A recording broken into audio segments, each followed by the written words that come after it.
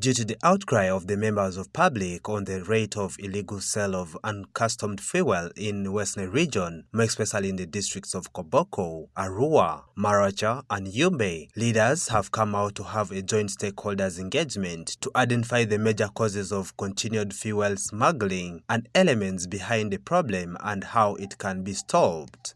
The meeting we had this afternoon is very timely. The issue of fuel was now a pain in our necks.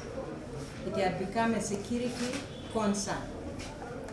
Children ages between 5 and 12 are the ones selling fuel on the roadside.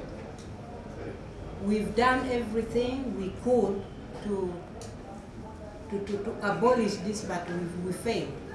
So that is the reason why we thought today, let us engage all the stakeholders, right from Yumbe to Arua district. We need to have a lasting solution to this for the betterment of West Nile. Selling fuel on the roadside is dangerous. So this meeting today is going to take us to another level. Feta Geoffrey, the Member of Parliament for Ivo East constituency, says as a lawmaker, they shall allow the resolutions made to be implemented as they will be in full support of it. Today, we have attended a meeting summoned by the RCC Arua as a result of security concern and a concern from the General Revenue Authority on two issues.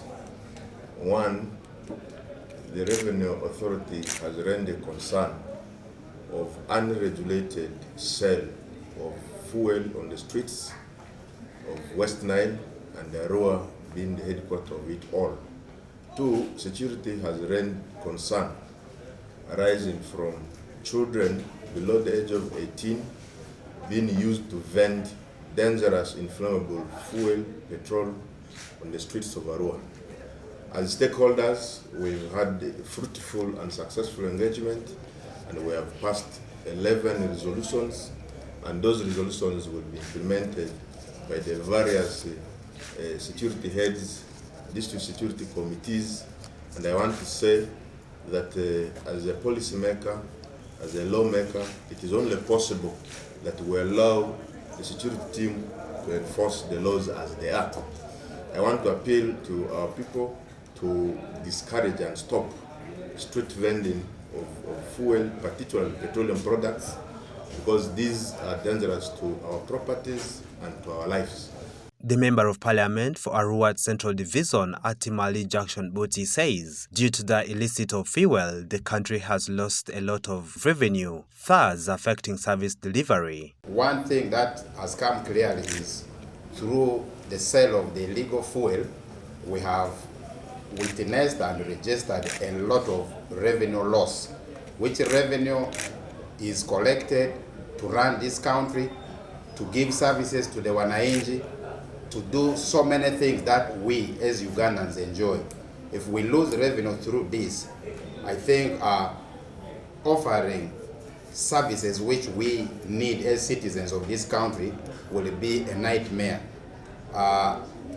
This loss of revenue out of the resolutions we have made should come to an end. Some of the stakeholders have their input on the escalating issue of fuel smuggling and selling in the region, and they as well as give their recommendations. Then my advice to our young ones, then to stop these situations, and also if they want to do the business, they should do in the right way, and then to allow with the government policy so that they can be free to do the business. And this is a challenge to us as the government also. What can you do then for these young ones then to come out of this ignorance? I said ignorance because they don't know what they're doing. However, what I see, which still needs to be addressed at strategic level and the resources must be allocated to it, is the porosity of the borders stretching from Pakwach up to Nimule. If we look at the establishment of the custom points across this stretch, you see that there are still very many points that are not addressed. And therefore the smugglers take advantage of these porous areas in order to access these illegal products into Uganda, and these products end up within the districts of West Nile. As a security leader and the RDC of Koboko, we are pledging total support to URA and also to ourselves, because it's an issue which concerns us, that this vice of selling fuel on the streets by unqualified people in ungazetted areas is not negotiable. It must stop. We are going to make appeal to our people, the community members of Arua City, to be very attentive and listen carefully and stop this forthwith, because this will be followed by enforcement. If enforcement starts, then the long arm of the law catches up with you. Then you will have nobody to complain against, because foretold is forewarned. For us, we shall support the URA and ensure that we succeed. In 2021, Uganda Revenue Authority launched an operational strategy labeled as 3A's, meaning to portray education and engagement before enforcement. With the strategy in place, Uganda Revenue Authority has continued to realize loss due to the smuggling and selling of illegal fuel in the streets of West Nile region. To curb smuggling within the region, specifically on fuel, there are key resolutions we have come up with, especially on exchange of information, to support us to cut off supply lines so that we are able to act on the information they give us and make sure that we stop the suppliers, because the children who are selling the fuel buy fuel from somewhere. So this information is within the community, is within the leadership, is across the borders.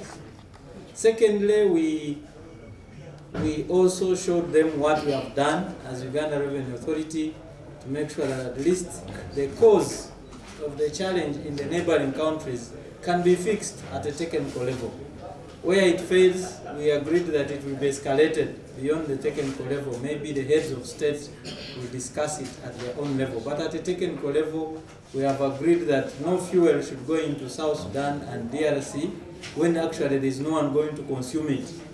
So we'll make sure that we do due diligence and controls at our borders, that the fuel that goes into those countries is meant to go to those countries and should not come back.